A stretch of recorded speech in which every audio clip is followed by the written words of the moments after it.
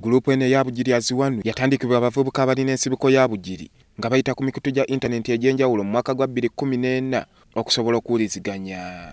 Oluvannyuma lw'ebyobufuzi ebyakaggwa, bano baafuna ekirowoozo okuleeta bannabugiri bonna nga tebasosodde mu nzikiriza ya bibiina oba amadiini.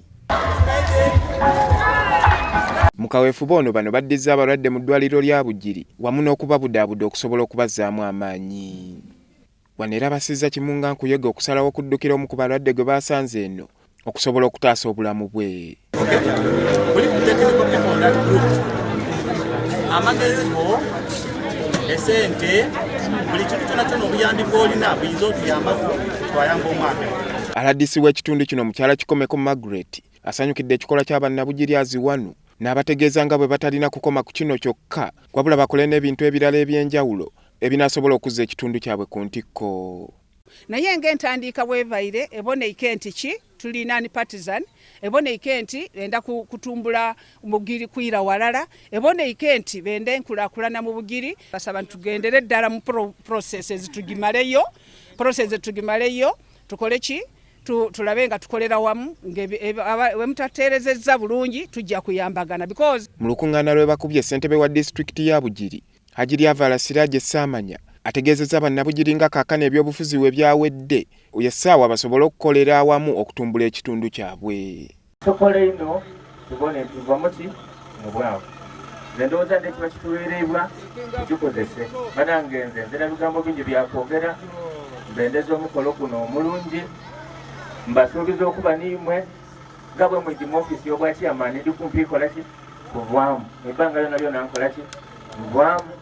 Aye ate okuvaamu sikiddako ng'oba Bugiri ndakuba Bugiri nga ndiwo nga ndiriimwe. Aye nga bwe nvaamu ndikubakoberanga nti ndikuwummula aye tuli mukoowu.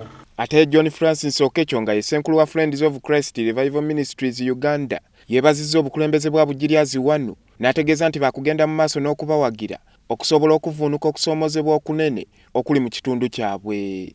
Bugiri Aziwanu, you have showed us a challenge today and we want to continue seeing this moving to the next level. Not only in terms of health, let's look at terms of employment for our young people, where we have 62% of young people here unemployed. Let's look at that employment. Let's look at issues of sanitation. Let's look at issues of water to improve the water coverage in this district. Era bwe twali tukula abakaire baife baidanga walala mu mulimo nga guno ogwa Nakyewa. We baida walala omulimo ogwo gwagayitanga abantu basigala nga bali kintu kirala baleeta nkulankulana mu bitundu byaibwe. Bano oluvannyuma babbinkanye mu mupiira wakati w'abazirwanako ne bammemba ba Bugiri Aziwanu. Omupiira gwetabiddwamu bannabyabufuzi mu kitundu kino okukosa n'abatuuze b'ekitundu.